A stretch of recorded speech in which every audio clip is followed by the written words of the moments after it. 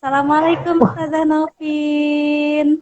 Waalaikumsalam warahmatullahi wabarakatuh. Masya Allah, akhirnya kita bisa live bareng ya. Aku, saya sudah deg-degan loh Ustazah. Tadi saya miss call nggak diangkat. Ini apakah sedang halakoh ya? Ya, tadi baru selesai. Oh, Masya Allah, afwan ya. Ini tidak tuh, alhamdulillahnya setengah lima. Oh gitu ya, Alhamdulillah. Nah, jadi teman-teman semuanya, perkenalkan ini Ustazah Novin yang akan menjadi konsultan di dalam program Klinik Hati gitu. Ya Ustazah bersedia ya jadi konsultannya kita ya. Insya Allah Ustazah Ulan. Istilahnya itu kayak forum, bukan forum ya, seperti halnya konsultasi. Konsultasi antara pendengar setia atau subscriber setianya Being Muslimah. Yang nggak subscribe Masya juga nggak Allah. apa-apa, boleh. Yang mereka itu mau curhat tentang masalah pribadi atau masalah apapun lah mau curhat. Kan kemarin saya sudah sempat mengkonsultasikan ya masalah-masalahnya. Masya Allah ya, berat juga ya ternyata masalah yang sedang curhat ke kita ya. Iya, Jadi buat semua teman-teman yang baru gabung, kalau mau curhat gitu ya sama Ustazah Novin di program Klinik Hati, monggo bisa DM ke Instagramnya Beng Muslimah. Masalah apapun insya Allah kita bahas. Tapi tenang saja, kita tidak akan menginformasikan apa namanya identitas teman-teman yang curhat gitu.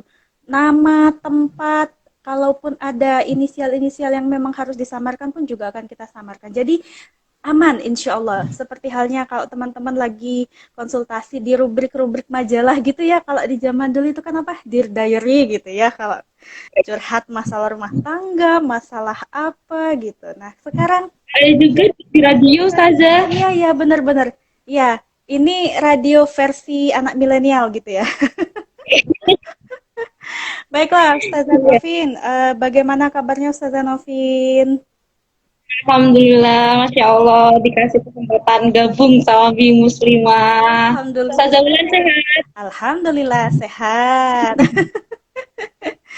Iya, Ustazah Novin, kesibukannya apa selama ini? Kesibukannya Saya juga bingung. Astagfirullahaladzim. Ya, kan semua dari rumah. Kalau semua dari rumah itu kan rasanya kerja tapi nggak kerja. iya, Dakwah tapi beneran dakwah apa enggak kan kayak iya, gitu. heeh. Ya, tapi Masya Allah loh Ustazah Novin tuh ya di tengah kesibukannya sudah mau memberikan waktu untuk Bank Muslimah membantu kami dalam program Klinik Hati ini. Karena memang Klinik Hati ini bagus ya Ustazah ya? Ya enggak sih? Iya bagus. Iya lah bagus. Iya sih. Kalau anak sekarang mungkin kalau curhat lewat radio jarang ya. Hmm, Kalau saya masih ngalamin waktu SMP jadi anak-anak lain di masa itu iya. curhat via radio. Iya, betul. Nah, itu dia Ustazah, karena kan saya dulu juga tipe-tipe anak yang suka dengar radio lah, anak radio banget Ya. lah, oh, Masya Allah, anak-anak gaul zaman dulu ya. Jadi, karena sering mendengarkan sesi curhat seperti itu, jadi terfikir, wah, ini berarti ada banyak sekali ya orang-orang yang sedang punya masalah, cuma mereka itu bingung untuk mencurahkan permasalahan mereka dan tidak tahu solusi masalahnya itu harus seperti apa. Maka dari itu saya jadi punya ide untuk memfasilitasi ruang cerita yang saya namakan dengan Masya yang Allah. kami namakan dengan program Klinik Hati, di mana ketika mereka curhat, mereka tuh nggak sembarang curhat dan mereka tuh nggak sembarang dapat solusi, tapi solusinya tuh yang syar'i yang memang benar-benar Masya paham dengan Allah. kita. Masya Allah. Ya, jadi siap ya Ustazah untuk mendengarkan banyak sekali curhatan-curhatan ke depannya. Insya Allah. Baik. Ini sudah ada curhatan yang masuk di saya. Ya, yang sudah saya konsultasikan kemarin itu ya. Ini jadi agak-agak ada settingan dikit nih. Nggak bercanda. Jadi ini ceritanya ada ukti-ukti Ustazah, ukti-ukti yang dia itu sudah pernah menikah. Wah, ini sebenarnya cukup sedih nih. Tapi memang kita jangan sampai terbawa perasaan supaya kita bisa mensolusikan dengan solusi yang syar'i ya Ustazah ya. Jadi gini Ustazah, saya bacakan ya, saya bacakan cepat uh, curhatan dari ukti ini. Jadi ukti ini bercerita kalau dia itu dulu pernah dinikahi oleh laki-laki yang baik agamanya. Nah, baik agamanya. Orang-orang di sekitarnya pun tahu seperti apa solihnya dia dan mereka pun akhirnya menikah tanpa berpacaran. Alhamdulillah ya karena mereka menikah tanpa pacaran. Setelah perkenalan dirasa cukup, kemudian Ikhwan itu mengajak untuk ke jenjang yang lebih serius gitu, yaitu tadi menikah gitu ya. Nah, hanya saja Ukti ini kemudian kaget karena apa namanya? Dia terus-terusan menanyakan kepada Ikhwan ini gitu ya, Ikhwan terus-terusan menanyakan kepada si Ahwat apakah Ikhwan itu serius dengan ucapannya, apakah dia benar-benar yakin dengan keputusannya, apakah dia bahagia. Dia jawab dia yakin dengan apa yang jadi keputusannya dia dan dia menunggu jawaban dari Ahwat itu. Nah, akhirnya si Ahwat itu kemudian meyakinkan diri istikharah, kemudian mantap, singkat cerita akhirnya mereka menikah dan kemudian mereka berusaha untuk menjadi pasangan suami istri yang baik kayak gitu. Tapi ternyata kebahagiaan itu tidak berlangsung lama, Ustazah. Dia menalak si Ahwat ini dengan alasan bahwa si Ahwat ini tidak mencintai, salah. Si Ikhwan ini tidak mencintai istrinya lagi, seperti itu. Nah, apakah seperti itu? Nah, Ukti ini kemudian nanya gitu, apakah seperti itu laki-laki yang paham agama? Pertanyaan itu selalu muncul dalam pikirannya sampai sekarang, sehingga si Ukti ini hanya bisa menerima takdir seperti itu. Sehingga dia tuh hanya pasrah, hanya bisa menerima takdirnya seperti itu. Tapi Ahwat ini hanya manusia biasa yang biasa merasakan sakit gitu ya. Kadang merasa seperti hidupnya itu tidak adil, tapi itu dia paham dia tidak boleh merasa seperti itu karena dia meyakini bahwa itu adalah ujian dari Allah dan dia harus melewatinya. Tapi sekarang Ukti itu malah menjadi insecure dengan statusnya yang baru ini. Dia memang belum punya anak, tapi dia bingung dengan statusnya yang sekarang gitu ya. Nah, eh, dia tuh akhirnya bercerita gitu ya di room chat ini mengatakan ingin semakin mendekatkan diri kepada Allah karena sejak masalah tersebut datang gitu ya. Sejak masalah tersebut datang, dia merasa semakin jauh dari Allah. Dia merasa semakin jauh dari Allah karena dia merasa Allah tuh terlalu berat ngasih cobaan. Ya Allah, sampai seperti itu ya. Dia merasa Allah terlalu berat memberikan cobaan sampai sekarang pun dia sedang selalu berusaha menerima kenyataan itu dan mengikhlaskan kejadian tersebut. Nah, jadi singkat cerita dia itu benar-benar sangat menyesali apa yang sudah terjadi dalam kehidupannya dia, sehingga dia ini mungkin minta masukan, kayaknya semacam minta motivasi dengan apa yang sudah terjadi pada dirinya dan kira-kira nasihat untuk Ukti ini apa Ustazah kira-kira? Monggo Ustazah. Ustazah Sinta ini jawabnya panjang banget ya. Ya nggak apa-apa, monggo silakan. Oke, Bismillahirrahmanirrahim. Sebelumnya saya mau menjelaskan, membacakan terlebih dahulu bahwa di surat ya, kalau kita mau membaca surat Al-Fat dari ayat 1 sampai ayat 4 bahkan sampai ayat 5, khususnya di ayat 4 itu Allah menjelaskan waladzi anzalas sakin, Allah lah satu-satunya yang sanggup menurunkan, memberikan rasa sakinah, ketenangan fi qulubil mukminin, pada hati orang-orang mukmin. Nah, jadi siapa yang dikasih ujian apapun oleh Allah Ta'ala tetap tenang, maka dia adalah orang mukmin. Liyasdadu imanam ma'a imanihim. Dan bahkan ketika dia mendapat ujian, itu akan bertambah lagi keimanannya. Dikasih nikmat bertambah imannya, dikasih ujian pun bertambah nikmat. Nah, ini bedanya orang mukmin itu di sini. Nah, apakah orang ketika lagi punya masalah, hatinya nggak tenang, kemudian dia bukan orang mukmin? Mungkin saat itu keimanannya lagi turun. Ini yang jadi masalah ya, kita itu sering banget naik turun imannya. Nah, berarti kalau lagi nggak tenang, kemungkinan besar kita sedang tidak yakin kepada Allah terkait dengan hal itu. Misalnya terkait dengan rezeki, meragukan, ada perasaan ragu, bukan ada perasaan ragu. Ah, masa sih Allah bakal ngasih jalan begini kalau aku nggak begini? Gitu. Masa sih, misalnya kayak orang mau naik haji, mungkin nggak sih saya naik haji kalau saya nggak nabung, saya nggak kerja dapat duit banyak, soalnya naik haji itu mahal, misalnya ya saja ya. Ketika dia meragukan, maka saat itulah ada ketidaktenangan. Oh, kapan ya saya bisa naik haji lagi? Kapan saya bisa naik haji lagi? Kayak gitu. Tapi beda kalau orang menganggap bahwa yang bisa berangkat haji itu adalah orang-orang yang panggil, itu adalah tamu-tamunya Allah.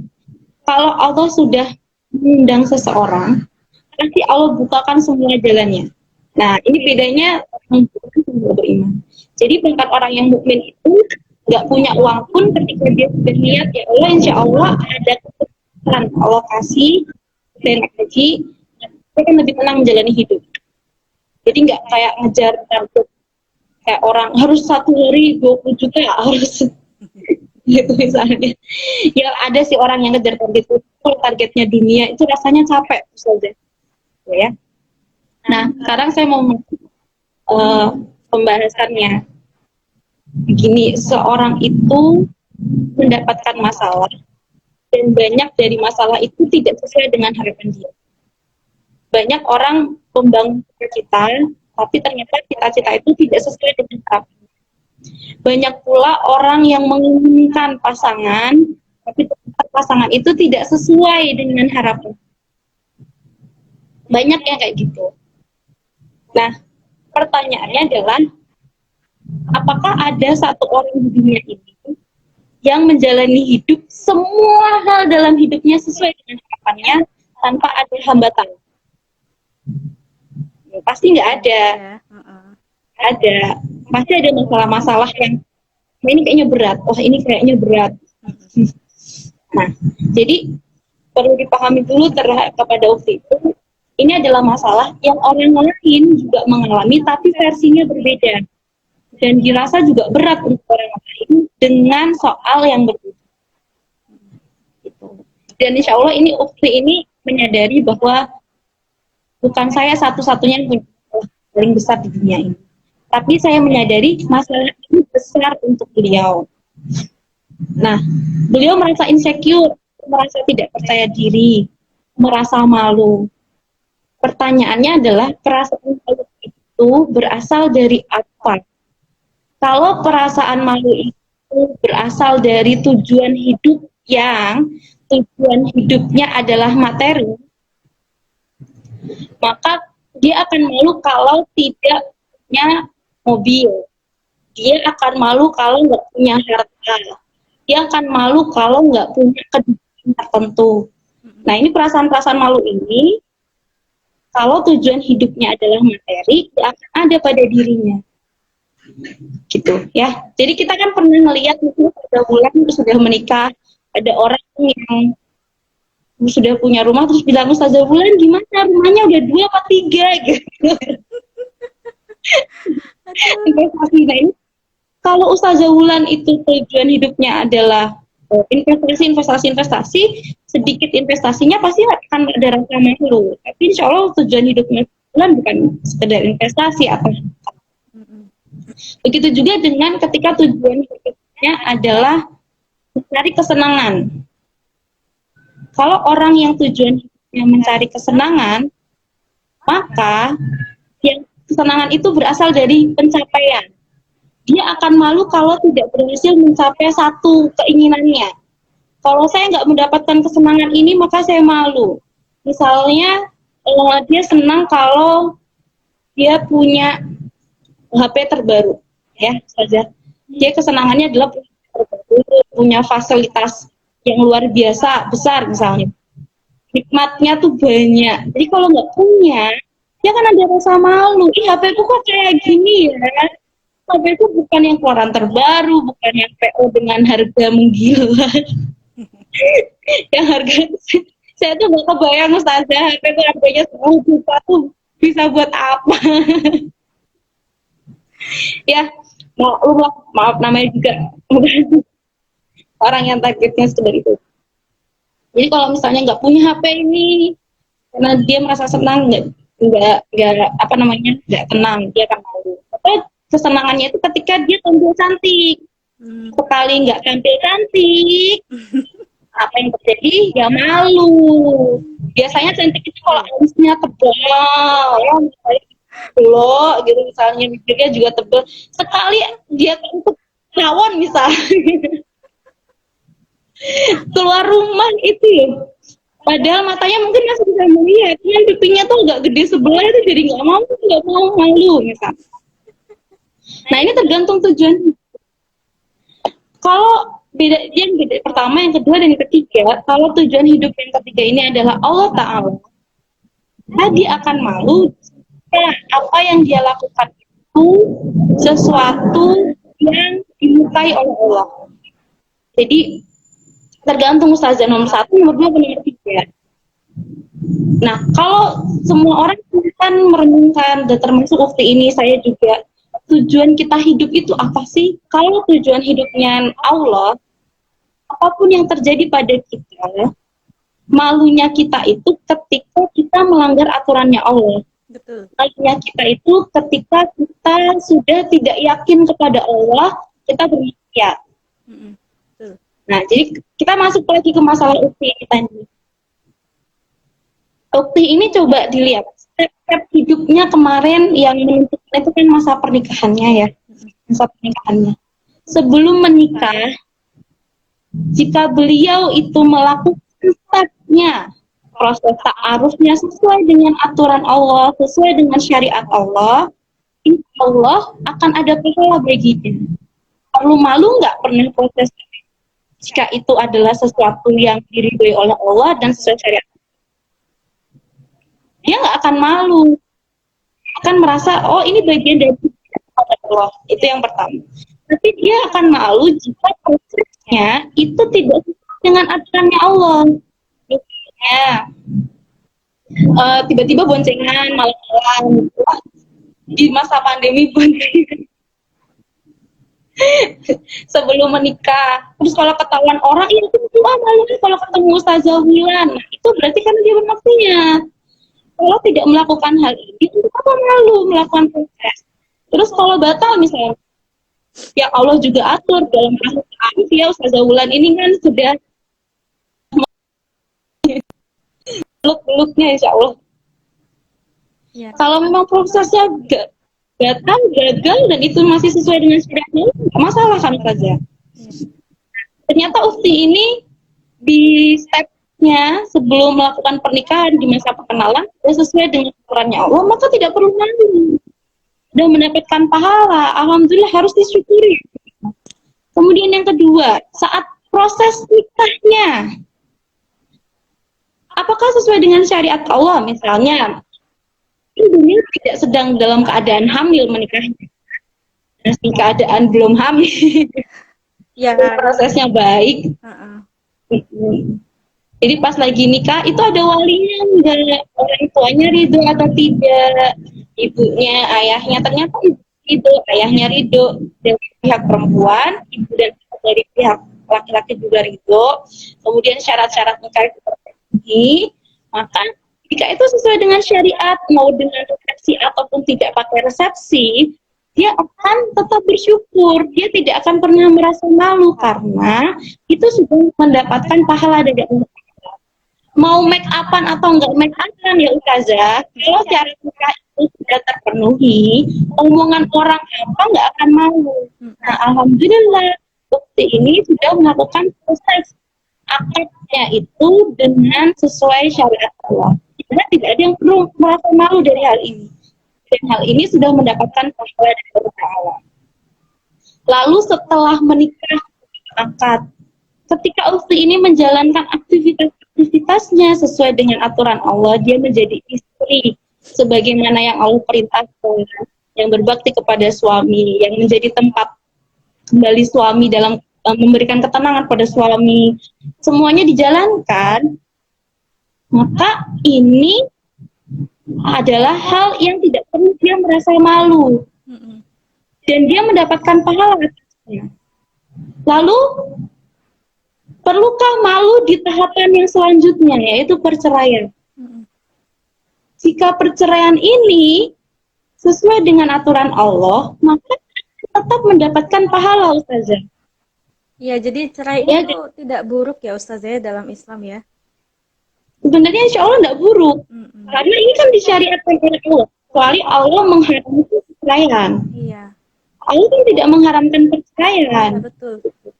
Maka ketika dia melakukan perceraian ini, yang artinya Ihsan menolak dia dan mungkin dia ada perasaan tidak terima saya digini. Saya nggak bahas itu dulu. Tapi ketika perceraian ini sesuai dengan syariat Allah, yaitu ditolak, kemudian kalau mau rujuk misalnya itu dilihat berapa jangka waktunya, kemudian perlu akad ulang atau tidak itu, dan si akhwatnya menerima. Ya udah, kalau sudah dinyatakan sudah harus berpisah, tidak tinggal satu rumah, maka tetap harus disyukuri, dan ini sesuai syariat Allah karena akan mendapat pahala. Mm-mm. Nah, dari proses sebelum menikah, dari proses perkenalan sampai perceraian, jika itu semua sesuai dengan aturan Allah, maka apa yang perlu dirasakan malunya itu di sebelah mana? Hmm. Atau, Jadi, iya, atau mungkin ini Ustazah, karena berkembang opini di masyarakat itu kan berkaitan dengan status, maaf ya ini di masyarakat itu kan status janda itu masih kadang dipandang sebelah mata dan sebagainya. Kalau yang ya, saya lihat dari curhatannya sih kayaknya dia malu karena itu. Jadi, oke. nah itu dia. Kita juga apa ya? Memang akhirnya dapat ujian juga ya dari kondisi yang kayak gini. Ya walaupun memang itu berat ya kita paham lah. Nah menurut Ustazah sendiri Mm-mm. gimana? Dia yang menyandang status yang seperti itu. Oke, sebelum Mbak, jadi penjelasan saya ada belum selesai. Oh iya ya, Maksud silakan. saya, dalam setiap tahap hidupnya, ketika sudah sesuai dengan aturan Allah, tidak perlu dia merasa malu. Iya. Ini kan dari internal, saya mau menjelaskan kepada beliau dulu, proses-proses Anda itu sesuai dengan aturan Allah dan semua mendapatkan pahala. Bayangkan Ustazah Wulan, Ustazah selalu mendapatkan reward dalam setiap hidup Ustazah Wulan. Apakah ada malu? Kan harusnya. Harusnya malah bersyukur, alhamdulillah, alhamdulillah, alhamdulillah. Betul. Alhamdulillah. Nah, cuman saya paham dalam keadaan setiap orang itu tidak, apalagi ada opini-opini di luar. Nah ini, kalau saya balikin lagi, ketika tujuan hidup kita adalah beribadah kepada Allah, dan ini semua sudah dilalui sesuai dengan aturan Allah, dan bisa jadi ada hal dari harapan ini tidak sesuai dengan keinginannya, itu beda cerita. Saya balik lagi ke pernyataan awal saya, setiap orang itu menjalani hidup tidak selalu dan tidak melulu sesuai dengan keinginannya, gitu. Nah, maka di sini kita langsung lihat, mungkin perceraian itu adalah suatu hal yang beliau tidak inginkan. Bayangan beliau pernikahan itu akan menjadi sebuah kebahagiaan sebagaimana pernikahan pada umumnya yang menjalani hidup itu bersama-sama, mempunyai anak, kemudian mengembangkan harta bersama, mendapatkan ridho Allah Ta'ala bersama. Dan ternyata mungkin anggaplah ini dalam satu bulan ternyata sudah bercerai. Saya nggak tahu ya itu berapa lama nikahnya. Kita anggap 1 bulan. Nah, ternyata perceraian ini sesuatu yang tidak beliau inginkan, tapi itu terjadi pada dirinya. Nah, ini kan ujian dari Allah, dan kita nggak bisa milih ujian. Itu adalah ketetapan dari Allah Ta'ala. Seseorang yang meyakini tujuan hidupnya adalah beribadah kepada Allah, dia akan bilang sama Allah, wahai Allah, aku tahu ujian ini, keadaan ini adalah sesuatu yang tidak saya sukai. Tapi ini yang terbaik untuk saya. Walau berat, terus semoga pundak saya kuat, saya kuat, gitu kan? Kemudian fisik saya kuat mendengar omongan orang. Terus saya mau bilang, status sebagai janda itu kan sekarang tidak cuma 1, 2, 3, 4 orang. Ya, betul. Status janda. janda muda itu juga banyak, bahkan di stand up komedi ya Ustazah, kemarin tuh saya nggak sengaja dengan apa ya, malam-malam pas Ramadan kalau nggak salah, itu tuh ada stand up komedi dan ternyata yang komik apa komika ya, Ya, komika. itu perempuan dan dia menjelaskan saya itu janda usia yang sekitar 20 tahun sudah menjanda Ustazah, Hmm. dan dia menjadikan statusnya itu justru sebagai bahan buronan gitu loh di stand up comedy. Apakah dia nggak malu? Kemungkinan dia malu, apalagi dia mempunyai orang komik ini mempunyai anak, sementara ukti kita kan belum punya anak. Hmm. Jadi omongan orang Ustazah, kalau kita membahas omongan orang akan berhenti. Iya, setuju. Saya ngutip dari kalimatnya Ustaz Felix, Tuh. nggak ada orang yang hidup terbebas dari lidah orang lain. Hmm. Pasti hidupnya itu selalu kena lidah orang lain. Mau dia jadi baik ataupun jadi buruk. Karena itu, kalau tujuan hidupnya adalah Allah Ta'ala, apapun omongan orang, ya dia menjalaninya sesuai dengan Islamnya Allah, dia nggak peduli. Karena kalau sendiri yang bilang, orang yang suka mencela itu tugasnya mencela. Kalau orang yang mencela tugasnya ganti nyapu jalanan, namanya tukang sapu, Ustazah. Iya, jadi justru ketika misalnya, oh dia dicela dengan statusnya, Hmm. maka berarti di sini, oh ini saya diuji nih sama Allah dengan ujian celaan ini. Bagaimana respon kita? Bagaimana tanggapan kita? Nah itu yang akan diminta pertanggungjawaban oleh Allah Ta'ala. Ya, betul. Orang yang mencelanya ini mah kita dapat celaan, kita nggak akan diminta Hmm. sama Allah Ta'ala. Gitu. Jadi saya mau ngasih nasihat kepada Ufti ini bahwa Ufti setiap step yang Ufti lalui itu sudah sesuai dengan syariatnya Allah dan Ufti mendapatkan pahala. Jangan sampai pahala ini hilang, Ya. tidak berbekas karena Ufti tidak menerima qadha dari Allah. Qadha itu apa? Keputusannya Allah. Jadi Allah memutuskan Ufti ini bercerai dari ikhwannya, itu keputusannya Allah dan siapapun tidak ada yang bisa menahan ataupun menolak. Hmm. Kalau ini sudah keputusan Allah, bagaimana sikap seorang muslim? Pasrah kepada Allah, ridho. Kerja itu nggak mudah. Betul. Siapa yang menganggap mudah? Hmm. Dilahirkan sebagai manusia itu juga nggak mudah Ya, sebenarnya. betul. Butuh perjuangan Ya ya kan? untuk dari sperma menjadi ini janin gitu ya Ustazah ya.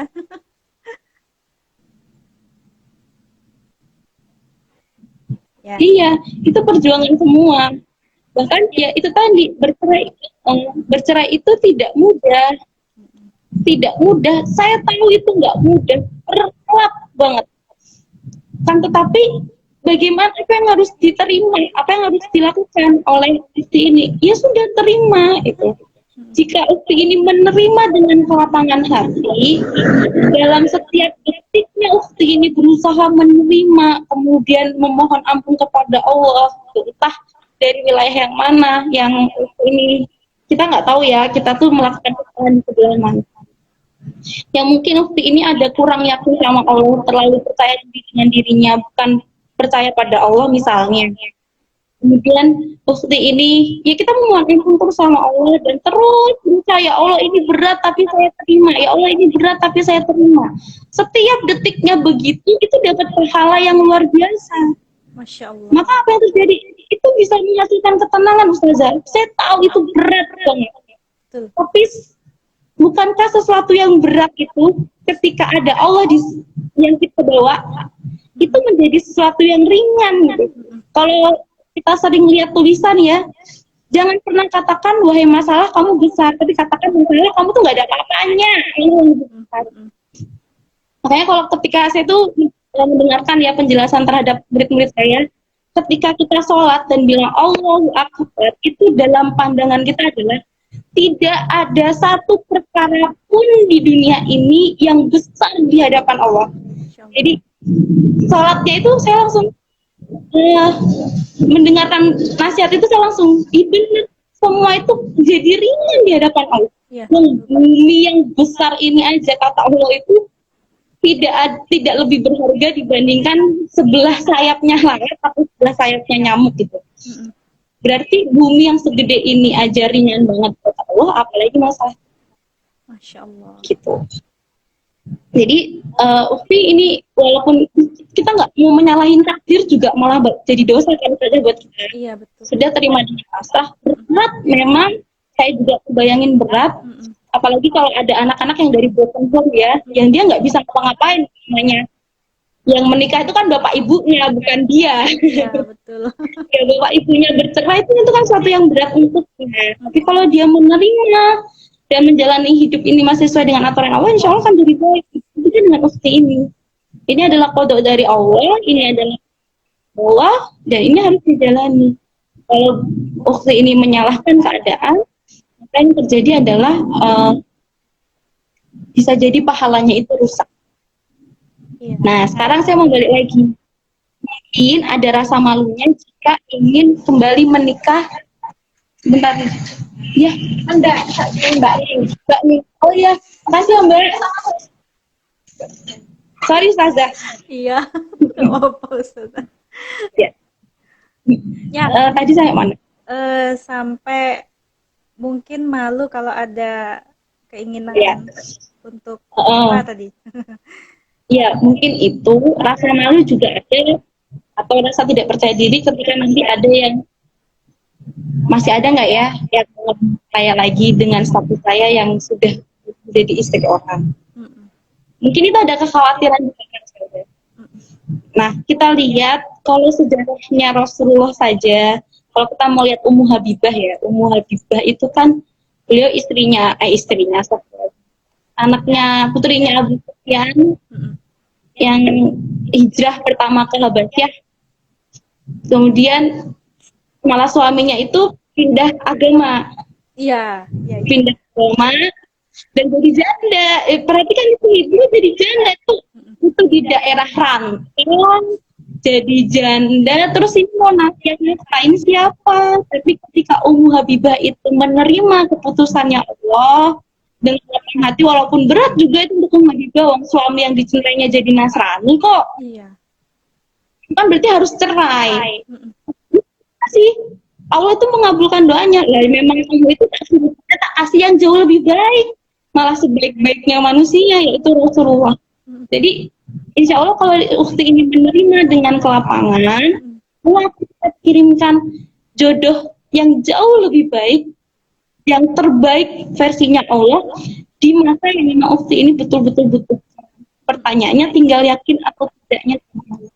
Gitu. Insya Allah kalau omongan orang masa iya sih selama 7 tahun berturut-turut orang ngomongin kita dulu, emang kita artis gitu.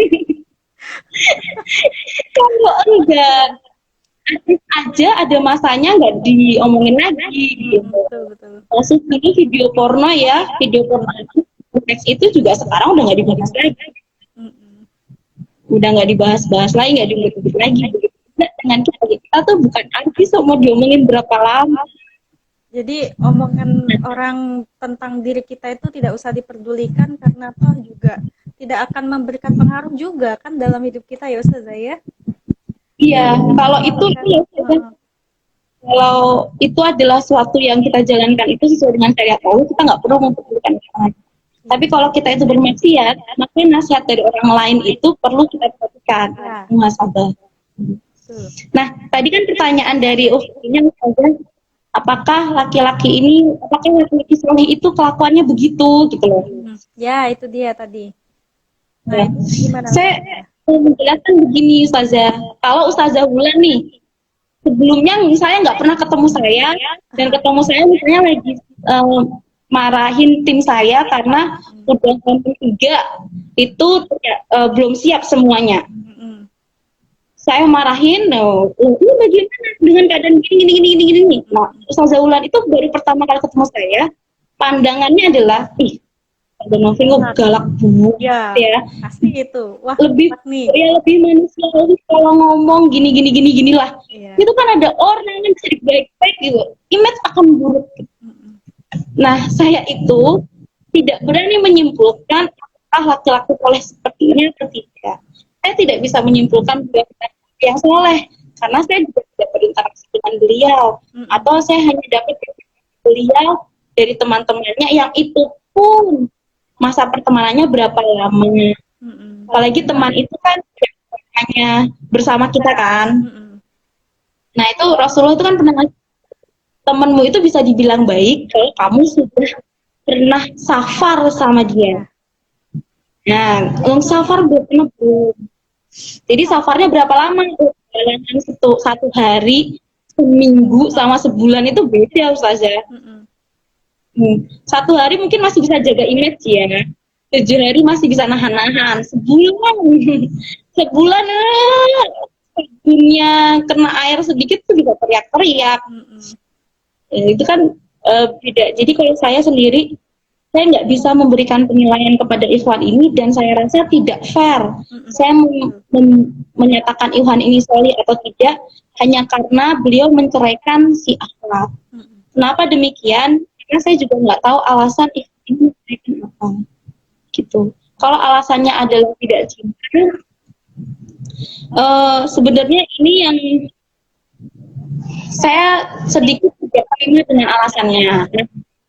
Beda ya Ustazah, saya menilai sosoknya dengan saya tidak menerima alasan. Kalau menilai sosok saya nggak berani, tapi kalau tidak menerima alasan, saya memutuskan pernikahan karena perceraian, buat saya itu sesuatu yang cowok gitu banget. Ya, jadi karena kenapa saya mikir begitu? Karena dalam pandangan saya, cinta itu harusnya ditumbuhkan setelah pernikahan, bukan sebelum pernikahan. Betul. Nah, harus bumbuin cinta itu ya setelah nikah. Jadi bucinnya itu ya setelah nikah, dan sebelum nikah. Mantap. Gitu. Jadi dilihat sisi baik-baiknya pasangan dan itu bucin setelah menikah itu insya Allah malah berpahala dibandingin yang nikah gitu sebelum nikah. Jadi kalau alasannya kan ini aja kenapa nggak menumbuhkan itu. Tapi ya kalau itu sudah terjadi dan dia sudah terlanjur nalak dan si cowoknya itu nggak mau balik, ya sudah gitu. Kita kan nggak bisa ngapa-ngapain ya Ustazah. Sebagai perempuan itu bisanya itu adalah rujuk ya. Misalnya ada rujuk pun si misalnya Ufti ini minta rujuk, Mas rujuk aja gitu misalnya. Tapi Ikhwannya nggak mau. Dia kan nggak bisa maksa. Pernikahan itu kan nggak bisa sebelah pihak.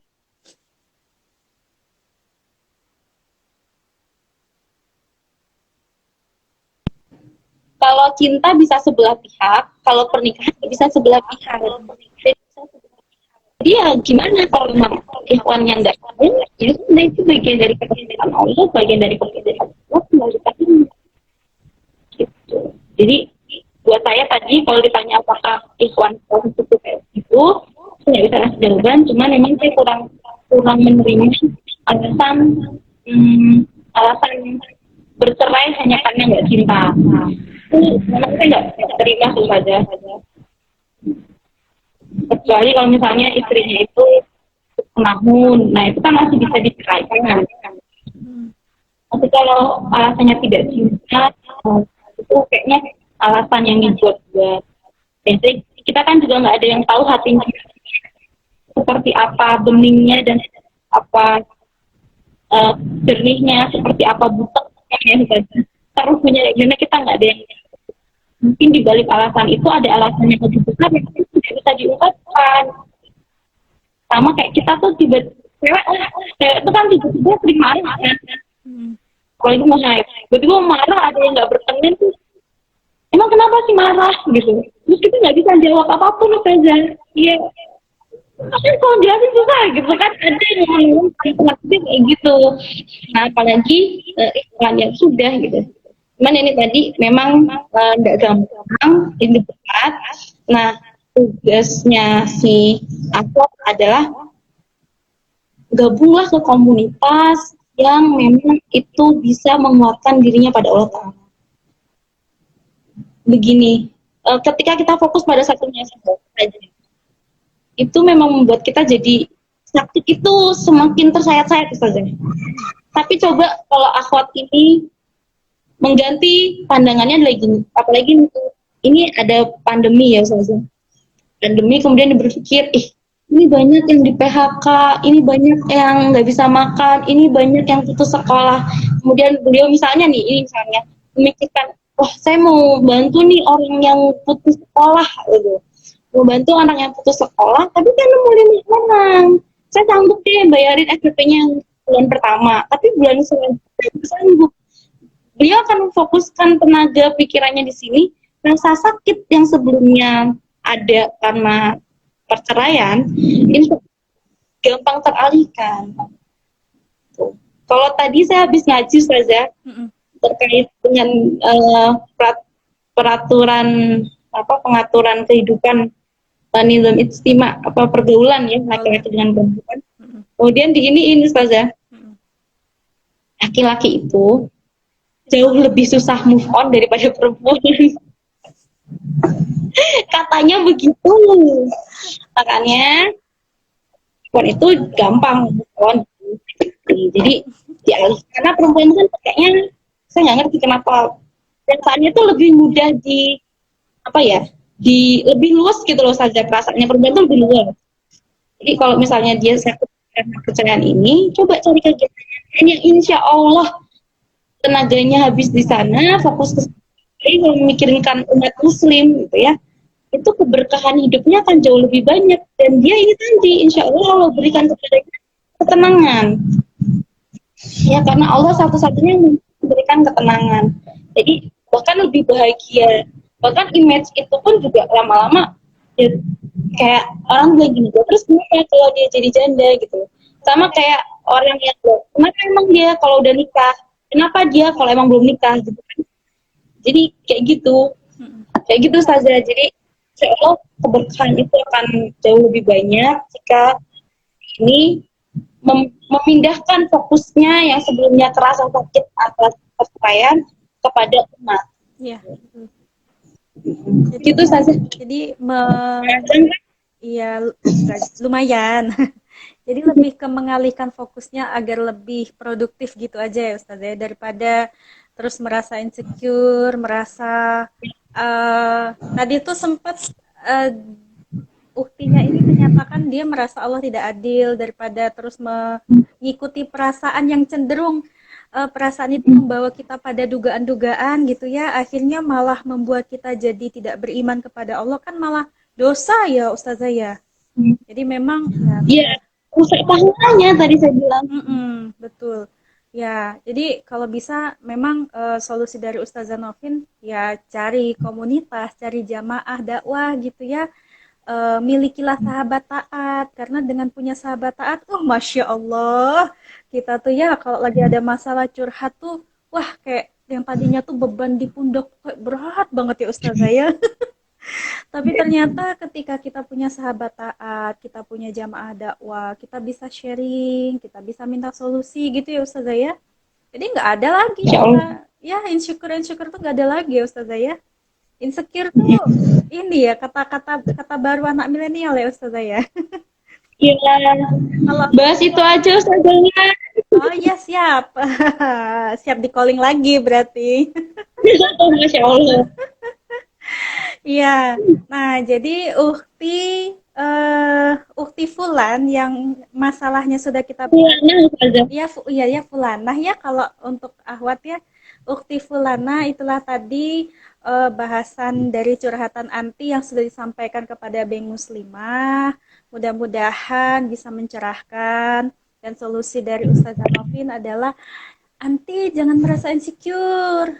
Anti harus punya teman, sahabat taat, harus bersama jamaah dakwah supaya Anti itu tidak merasa sendiri, ada yang menasihati gitu ya, dan menjadi lebih produktif ya Ustazah ya, karena nggak lagi kepikiran sama masalah hidup, yang ada malah mikirin masalah umat. Masya Allah. Kan bisa jadi dilatih untuk terus bersyukur Ustazah. Iya. Ini kan yang pelajaran yang nggak ada di sekolahan, nggak ada yang Betul. nggak ada pelajaran di kampus untuk bersyukur tuh nggak ada Ustazah. Benar. Memang Allah tuh ngasih pelajaran hidup tuh secara langsung ya. Dimana kalau kalau di sekolah-sekolah mungkin kan kita dikasih pelajarannya tuh sabar gitu. Tapi kan itu secara teoritisnya begitu ya. Wah kayaknya ringan sekali nih sabar. Wah bisa-bisa. Tapi ternyata setelah Allah uji praktek langsung nih di sekolah kehidupan gitu ya. Masya Allah, betapa berat sekali kita merealisasikan makna sabar itu ya Ustazah ya. Ya, baiklah. Eh, ini tuh dari tadi ada yang ini kan ceritanya live. Nah, dan saya mohon izin nanti videonya ini kita tayangkan di YouTube. Jadi buat teman-teman semuanya yang belum sempat melihat langsung siaran live kami Being Muslimah dalam proyek Klinik Hati, insya Allah akan tayang besok hari Jumat. Nah, besok hari Jumat jangan lupa mampir ke channel. Ustazah, Iya, mohon dukungannya ya Ustazah Novin.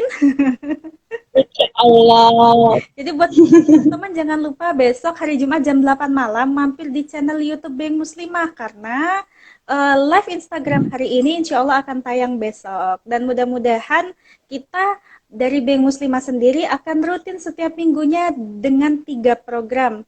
Setiap minggu akan ada 3 program yang tayang terus. Jadi ini langsung saya kasih tahu. Nanti teman-teman tim pasti nanti akan ngasih schedule kok schedule sih jadwal tayangnya.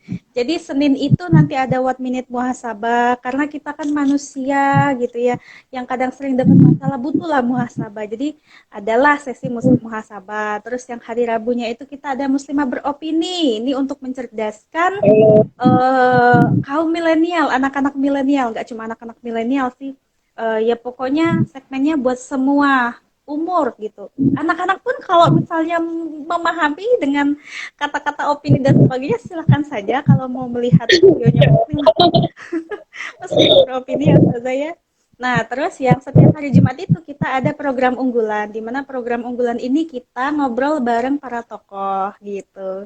Masya Jadi, Allah. eh, jadi insya Allah memang benar-benar hadirnya B Muslimah ini untuk menjawab segala macam bentuk kebutuhan masyarakat untuk memuaskan intelijensinya, untuk menjawab segala keluh kesah, masalah kehidupan dan sebagainya. Ya intinya untuk mencerdaskan umat lah. Kita ingin berkontribusi mencerdaskan umat. Ini para Ustadz, maaf, Ustazah. Kita menggandeng para ustazah-ustazah yang ada di Semarang kayak gitu. Dan kita mohon doanya kepada Ustazah Novin supaya di Muslimah terus melaju pesat, dakwahnya istiqomah dan juga semakin banyak yang apa ya, yang mendukung Bing Muslimah juga. Dan kami juga mengucapkan terima kasih kepada Ustazah Novin sudah bersedia untuk menjadi konsultan program klinik hati dan seterusnya ya. Jazakillahu khair. Semoga Ustazah Ya, Novin diberikan kebaikan oleh Allah, amin. diridhoi dan diberkahi oleh Allah atas segala aktivitas dakwah yang dilakukan. Baiklah, Amin. teman-teman. Allah. Ustazah Novin, ada closing statement yang ingin disampaikan kepada Ukti Fulanah ini mungkin yang bisa membuat dia jadi semakin bersemangat lagi. Ya. Ya, ya. Seperti yang tadi sudah saya sampaikan, anggap bawalah masalah itu ke hadapan Allah, dan ketika kita saat menyebutkan Allahu Akbar, kita benar-benar membayangkan dan merasakan ke dalam diri kita betapa besarnya Allah. Alam semesta yang sebesar ini itu tidak jauh lebih besar dibandingkan Allah. Jika Allahnya tidak maha besar, insya Allah pertolongan Allah pun maha besar, rezeki Allah pun maha besar. Jadi semakin besar yakin kita sama Allah, semakin besar pula pertolongan dari Allah untuk kita. Ya, Masya Itu saja. Ya, Masya Allah ya Ustazah ya. Intinya tuh kalau kita menyandarkan semuanya sama Allah, kita tuh yakin betul pada setiap apa yang Allah berikan, ketetapan Allah pada kita, eh, mudah-mudahan akan terasa lebih mudah ya gitu. Mudah-mudahan akan terasa lebih ringan kita itu menjalani hidup ini gitu ya Ustazah ya kira-kira. Insya Allah, Ya. insya Allah. Ya, alhamdulillah sesi sharing session di klinik hatinya sudah selesai. Buat teman-teman yang sudah ikut bergabung live tadi, saya ucapkan terima kasih banyak. Semoga bisa mengambil hikmah dan manfaat dari apa yang sudah kami tambahkan untuk semua teman-teman sekalian. Eh, Sekali lagi kami ucapkan terima kasih kepada Ustazah Novin. Mohon maaf apabila ada salah kata atau kekurangan. Mohon maaf ya Ustazah. Saya juga mohon maaf ya, Ustazah Wulan, banyak kurangnya. Semoga kita bisa menjadi insannya Allah yang memberikan manfaat untuk mendekatkan Amin. orang lain. Amin ya robbal alamin. Baiklah, kalau gitu karena waktunya sudah selesai, sesi klinik hatinya sudah selesai, kita undur diri ya Ustazah. Untuk semua teman-teman bisa langsung menyaksikan tayangan ini di channel YouTube Being Muslimah besok cuma jam 8 malam. Jangan lupa untuk klik subscribe, Like, like, komen, comment. dan share ke semua Iya. teman-temanmu. Dan buat yang mau curhat di klinik hati, jangan lupa dan jangan takut untuk DM langsung di Instagramnya Being Muslimah. Baiklah kalau begitu tidak berlama-lama lagi saya langsung undur diri. Jazakillah khair kepada semuanya yang telah berkontribusi. Afwan katsir jika ada kekurangan, mohon maaf. Assalamualaikum warahmatullahi wabarakatuh.